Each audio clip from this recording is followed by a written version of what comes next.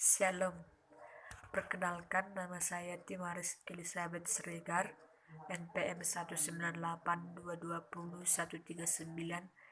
Prodi Agribisnis, Fakultas Pertanian, Universitas Medan Area. Baiklah, di sini saya akan mencoba menjelaskan peran bahasa Indonesia sebagai bahasa nasional maupun internasional. Pertama, peran bahasa Indonesia sebagai bahasa nasional.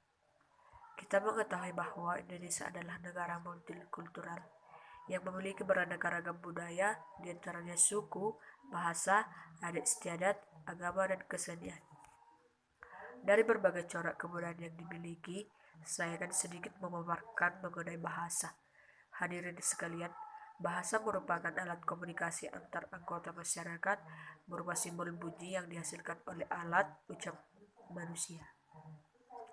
Semua orang menyadari bahwa interaksi, integrasi, dan segala macam kegiatan dalam masyarakat akan lumpuh tanpa bahasa.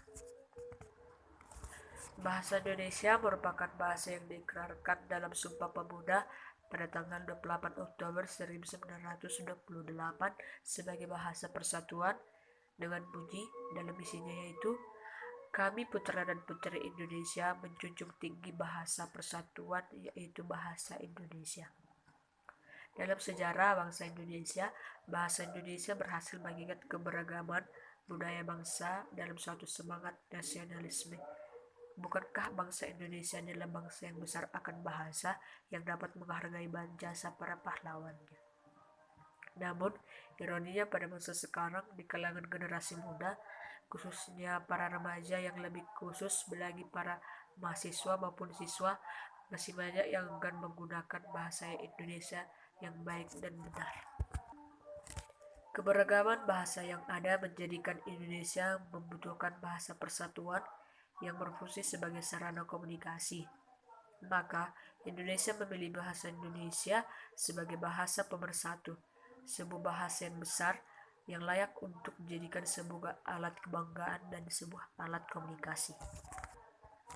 Fungsi bahasa Indonesia yakni ada 3, yaitu 1. Bahasa Indonesia sebagai lambang kebanggaan nasional, 2. Bahasa Indonesia sebagai jati diri bangsa, 3. Bahasa Indonesia sebagai sarana pemersatu sebagai kelompok etnik dan sarana komunikasi daerah dan antar budaya daerah.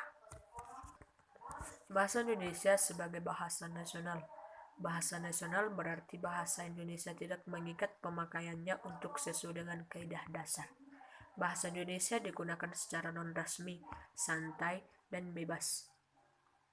Pemakaian bahasa Indonesia dalam konteks bahasa nasional dapat dengan bebas menggunakan ujaran baik lisan maupun lewat konisiknya. Kebebasan penggunaan ujaran itu juga ditentukan oleh konteks pembicaraan. Bahasa Indonesia sebagai bahasa negara. Sebagai bahasa negara berarti bahasa Indonesia adalah bahasa resmi. Dengan begitu, bahasa Indonesia harus digunakan sesuai dengan kaidah yang tertib, cermat, dan sesuai dengan akal. Bahasa Indonesia yang dipakai harus lengkap dengan baku. Tingkat kebakuannya diukur oleh aturan kebahasaan dan logika pemakaiannya. Dari 2 tugas itu, posisi bahasa Indonesia perlu mendapatkan perhatian khusus, terutama bagi pembelajaran bahasa Indonesia, sumber garda guru, posisi pembelajaran bahasa Indonesia sehingga bahasa Indonesia tidak akan terpinggirkan.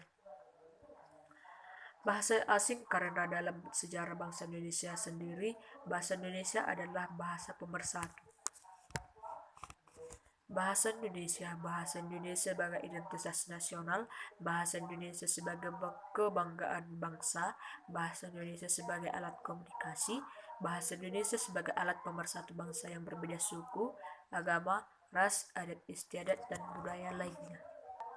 Maka peran bahasa Indonesia sebagai bahasa nasional yaitu 1. Sebagai alat komunikasi, 2. Sebagai alat pemersatu, 3. Sebagai alat untuk mengekspresikan diri, 4. Sebagai alat integrasi dan beradaptasi sosial dalam lingkungan ataupun situasi tertentu, 5. Sebagai alat untuk melakukan kontrol sosial. sebagai alat untuk mengungkapkan perasaan atau mengekspresikan diri. Melalui bahasa kita dapat menyatakan secara terbuka segala sesuatu yang tersirat di dalam hati maupun pikiran kita.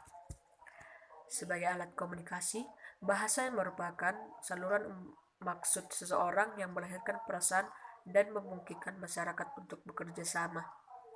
Pada saat menggunakan bahasa sebagai komunikasi, berarti memiliki tujuan agar para pembaca atau pendengar menjadi sasaran utama perhatian seseorang. Manusia memiliki dua cara berkomunikasi, yaitu verbal dan non-verbal. Berkomunikasi secara verbal dilakukan menggunakan alat atau media, lisan dan tulisan. Sedangkan berkomunikasi secara non-verbal dilakukan menggunakan media berupa aneka simbol, isyarat, kode, dan bunyi seperti tanda atau lalu lintas. Sebagai alat kontrol sosial yang mempengaruhi sikap tingkah laku serta tutur kata seseorang, kontrol sosial dapat diterapkan pada diri sendiri dan masyarakat. Mengadakan hubungan dalam pergaulan sehari-hari, manusia adalah makhluk sosial yang tak terlepas dari hubungan komunikasi dengan makhluk sosial lainnya. Komunikasi berlangsung sebagai dapat menggunakan bahasa formal dan non-formal. Mewujudkan seni, bahasa yang dapat dipakai untuk mengungkapkan perasaan melalui media seni, khususnya dalam hal sastra. Mempelajari bahasa kuno, dengan mempelajari bahasa kuno, akan dapat mengetahui peristiwa atau kejadian di masa lampau. Mengeksploitasi iptek, pengetahuan yang dimiliki oleh manusia akan selalu didokumentasikan supaya manusia lainnya juga dapat mempergunakan dan melestarikannya demi kebaikan manusia itu sendiri. Kedua, bahasa Indonesia sebagai bahasa internasional. Kepotensialan bahasa Indonesia menjadi bahasa internasional dapat dilihat dari beberapa faktor pendukung atau faktor yang mempengaruhinya. Secara garis besar, faktor tersebut dapat dibagi menjadi dua kelompok, yaitu secara bahasa itu sendiri atau biasanya disebut dengan istilah faktor intrabahasa, dan faktor yang berasal dari luar bahasa atau yang disebut dengan istilah faktor ekstrabahasa.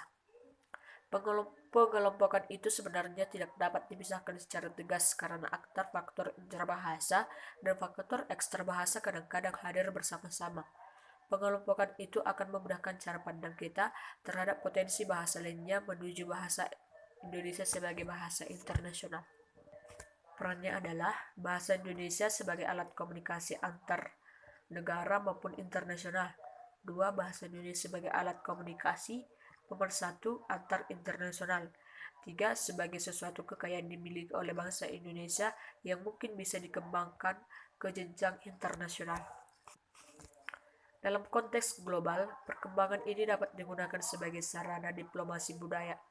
Bahasa sebagai bagian kebudayaan tidak kalah pentingnya dikerjasamakan oleh antar negara maupun antar internasional untuk kepentingan nasional sendiri. Dengan kekayaan bahasa Indonesia dapat dilakukan diplomasi kebudayaan untuk menarik banyak wisatawan asing dan investor asing. Selain itu, mencerminkan citra positif bahasa Indonesia di dunia internasional maupun nasional. Adapun faktor lain yang memungkinkan bahasa Indonesia menjadi bahasa internasional, yaitu bahasa Indonesia adalah bahasa yang begitu kaya. 2. Kemudian bahasa Indonesia adalah bahasa yang unik. Walaupun bahasa Indonesia berasal dari bahasa Melayu, namun bahasa Indonesia memiliki karakteristik yang berbeda, baik secara lisan maupun dalam bentuk tulisan. Baiklah, sekian dari penjelasan saya. Apabila ada tutur kata atau pengucapan saya yang kurang berkenan di hati, mohon maafkan. Akhir kata, sekian dan terima kasih saya ucapkan. Horas.